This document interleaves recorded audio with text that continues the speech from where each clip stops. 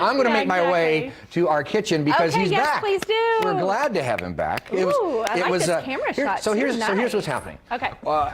We felt bad because it's been so long since he was here, and he was here on Friday and did such a great job. You missed a fried bologna bagel. Wait, what? And an everything bagel casserole. That's what you missed on Friday. Oh. But anyway, it's good to have you here. Thanks. Good to have you back, right? I really appreciate it. Late Harvest Kitchen. So we are venturing away from the bagels. 289 million bagels sold in grocery stores every year. Sometimes the statistics stick. But let's talk about Late Harvest.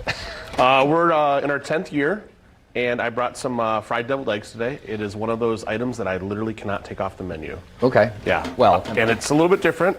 We have enough civil unrest. We don't need you stoking the flames of culinary problems by taking off something popular. People get mad. Yeah. Yeah. You know, the pork chop, the sticky toffee pudding.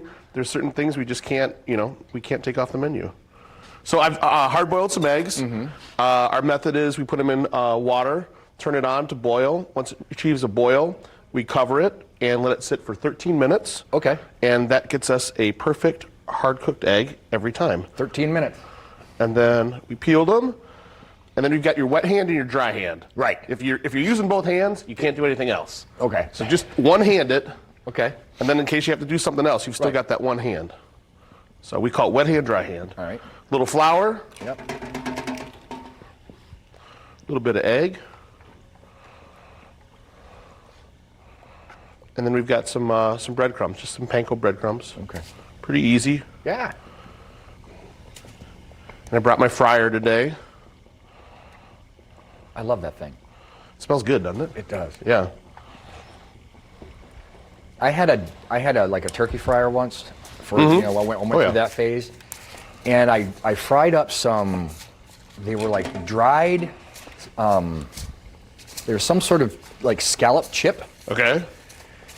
And then I didn't change the oil after that, and so the next three things tasted like had scallops. a hint of scallops, which was okay. The kids didn't care for that at all. So. But yeah, you have to cook nice similar items, you know. Yeah. So that's pretty easy. Those are breaded and those are set to go. Our eggs that we've dropped are pretty close. In fact, look at that. They look good to me. How we serve them at the restaurant is we have a little bit of Thousand Island dressing, which we make ourselves, and that provides a nice base. This is a good canopy for a party. You could put them on a tray, and they don't slide around. And then we arrange them as such.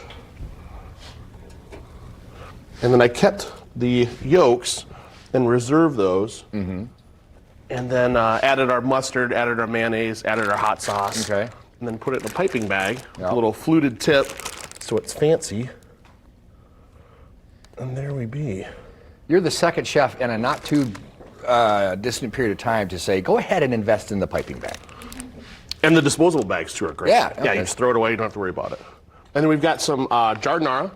If you're a Chicago person, it goes on pretty much everything up there. Okay. Hot dogs. And what does it consist of?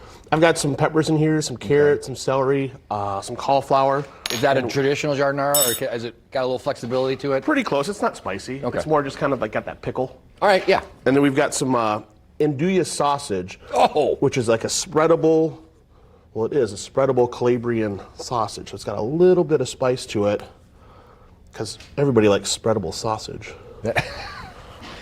That Yeah. okay. That's it.